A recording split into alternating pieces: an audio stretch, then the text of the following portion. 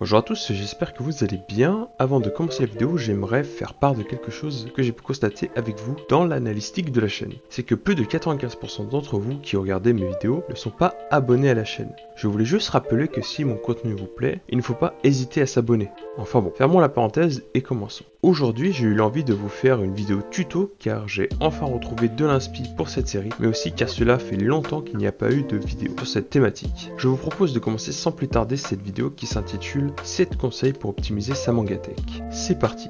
Le premier semble évident, mais c'est un conseil très pratique si vous êtes consommateur régulier de manga. C'est tout simplement d'abord d'acheter des mangas dont on n'a pas vu l'animé. Et oui, car je comprends que lorsqu'une œuvre plaît, on aime la voir dans toutes ses formes. Mais si on y réfléchit, cela nous fait perdre de l'argent et de la place dans la mangatech entre guillemets, pour des mangas que l'on ne réouvrira peut-être pas. Tandis que favoriser des nouvelles séries, ici on sera sûr de les lire étant donné que l'on ne les connaît pas encore. Le deuxième conseil que je vais vous donner va un peu de pair avec le premier dans les mangas à favoriser. C'est d'acheter en priorité les petites collections de mangas. Cela permettra d'avoir de la variété de lecture, de la découverte de mangas de niche, d'avoir plus de place dans sa mangatech et de payer moins cher contrairement à des grandes collections. Et enfin, d'avoir de la variation dans sa mangatech. Troisième conseil, favorisez l'achat d'un bon meuble pouvant contenir le nombre de mangas que vous espérez. Si jamais vous ne savez pas vraiment combien vous allez en avoir, dans ce cas, favorisez un meuble plus grand ou alors avec plus de profondeur pour une éventuelle deuxième ligne de manga.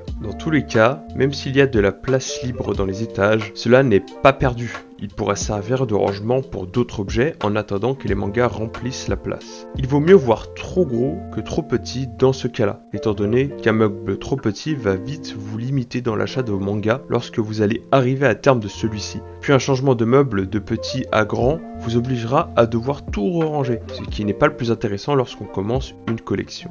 Quatrième conseil, qui va un peu dans le même sens que celui d'avant, c'est de favoriser l'achat des mangas au reste des commissions, sans compter le meuble bien sûr. En effet, si vous êtes le genre de personne à acheter des goodies, des LED ou des éclairages pour votre mangatech dans le but de la rendre plus jolie, n'oubliez pas que cela vous limite dans vos achats manga, étant donné que votre budget est utilisé autre part que pour les livres. Surtout qu'une mangatech sans goodies ne veut pas dire qu'elle sera vide ou moche. Quand vous savez qu'il y a des gens comme moi qui favorisent le minimalisme, soyez sûr qu'elle restera tout à fait qualitative. Cinquième conseil, favorisez l'achat d'occasion à l'achat neuf. Vous allez très certainement me dire que l'occasion commence vraiment à grimper et qu'il est plus intéressant d'acheter neuf étant donné que pour quelques euros de plus, on a une version qui sort de maison. À cela, je vous répondrai oui pour la majorité des mangas. Mais il y a aussi un petit non pour certaines collections, car comme vous le savez peut-être, certaines maisons ont aussi fait grimper les prix passant des mangas à presque 7 euros comme on avait l'habitude, à 8 voire plus comme 10 euros. Et puis un autre point est que comme on a pu le voir dans certaines de mes vidéos, j'ai exprimé un mécontentement face au manga neuf que l'on achète, mais abîmé par le commerce où il est vendu, contrairement à certaines occasions qui ont été soignées et qui sont comme neufs. Si l'on prend cela en compte, en plus de ce que j'ai dit avant, pour certains mangas, l'occasion devient plus intéressante.